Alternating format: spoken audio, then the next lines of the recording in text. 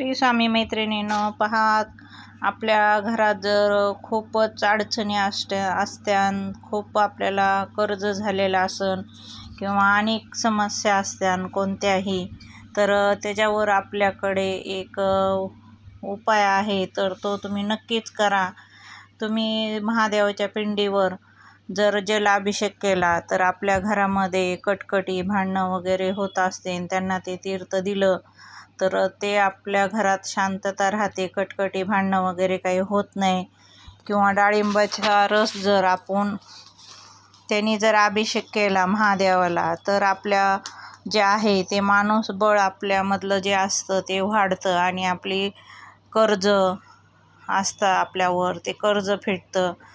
असे भरपूर आपल्याला अनुभव येतात महादेवाच्या अभिषेकाने. तुम्ही जर ऊसाचा रस याचा अभिषेक जर दर शुक्रवारी केला तर आपल्याला धनलाभ होतो. आपलं घर जर बनत नसेल तर आपलं घर पण बनतं. पण शुक्रवारपासून आपल्याला हा उपाय करायचा आहे. तर तुम्ही हा उपाय करू शकता आणि आपलं घर बनवण्यापासून आपल्याला कुणीच अडवू शकत नाही, इतका पॉवरफुल उपाय आहे ऊसाच्या रसाने जर आपण अभिषेक केला तर. आणि जल किंवा मध हे दोन्ही मिक्स करून आपण जर आपला व्यापार ठप्प झाला असन, आपली दुकान चालत नसन, तर ह्यानी जर आपण अभिषेक केला तर आपलं दुकान पण चालतं, आपला व्यापार पण चालतो. तर हा उपाय पण तुम्ही नक्कीच करू शकता.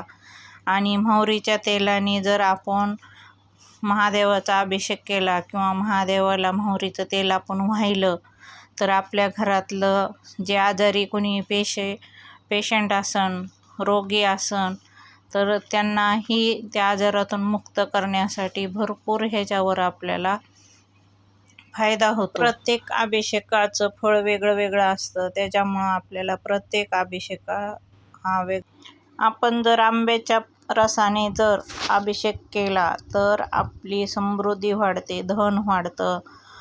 व आंब्याच्या दिवसामध्ये आंब्याचा रस करून त्याने महादेवाचा पण आपल्याला अभिषेक करायचा आहे.